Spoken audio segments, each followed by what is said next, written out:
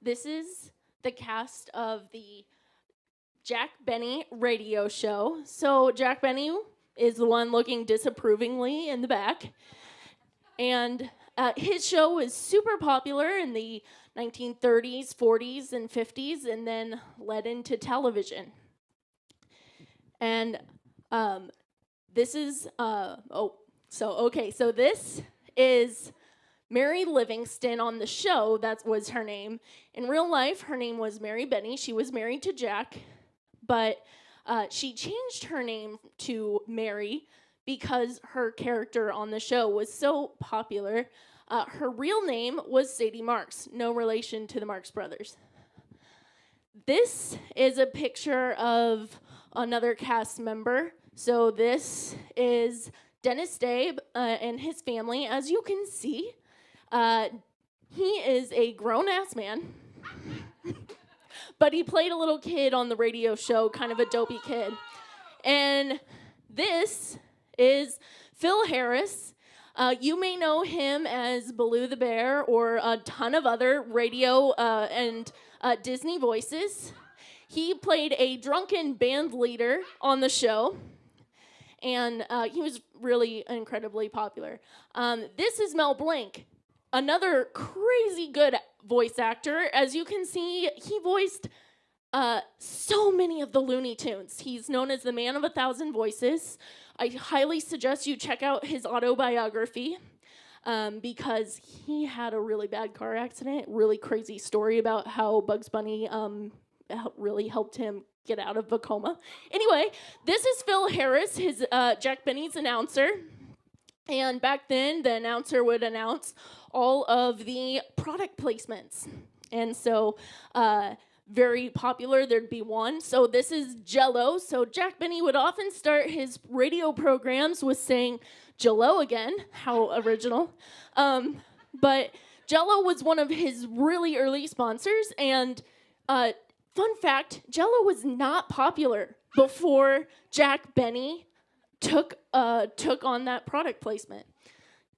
So this is one of the most popular characters on the radio show and the TV show. Some often joke that it was his show because this is Rochester, and he played Jack Benny's butler. There's so many crazy stories about how he's incredibly progressive. He was a really interesting dude. I really suggest you check him out. He's part of the fan club. His family is. This is Fred Allen. So Fred Allen was a comedian that made fun of Jack Benny a lot. They started a feud on the radio. He made fun of his violin playing, and there was actually a movie that was made out of it. So really interesting feud. So part of that, Jack Benny played the violin, often badly, but he played it so bad that he was invited to places like the White House to and fundraisers to raise money for orchestras.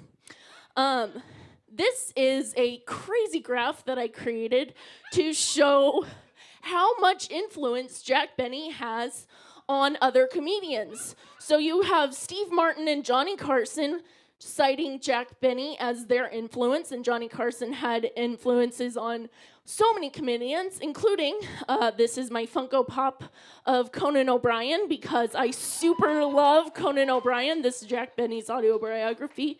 But I was urged to check Jack Benny out because I love Conan. So I started being like, okay, who influenced Conan? Johnny Carson. And Johnny Carson was often cited Jack Benny as his idol, and he definitely got so many mannerisms from Jack Benny.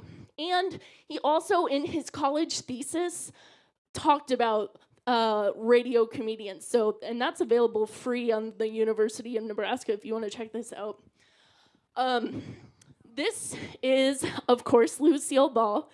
A fun fact about Jack Benny is that he was next door neighbors with Lucille Ball, and they lived on Roxbury Drive in Beverly Hills, and so they were often on each other's shows. Jack Benny also was in so many movies, but his career kind of came to an end in the movies with this little picture, The Horn Blows at Midnight, and since he's a comedian, he would joke about how bad it was. it really was bad. So he didn't really get another movie until the really late. So late so that you could probably tell this is not his caricature, this guy that's supposed to be there, because unfortunately he passed away before it was able to be made. And so his best friend, George Burns, took over that production. But when he died, all of the newspaper articles had pretty much the same headline: Jack Benny, dead at 39. Even though this was a man, as it says in this article, in his 80th year. And so we all love him still today. There's a group of us that still love him very much. This is one of the members of the fan club, that International Jack Benny fan club. She is traveled to his hometown of Waukegan, Illinois, playing, of course, a violin in front of it. And I've gotten to do so many incredible opportunities because of this club, ones I never would have thought possible. I've made so many friends, and I got to interview Neil Gaiman. Yeah. It's so much fun. I get to manage the social media and all that, so incredible. So I'm going to take a page out of Jack Benny's book, and I'm going to say that I'm younger than I am, be young at heart.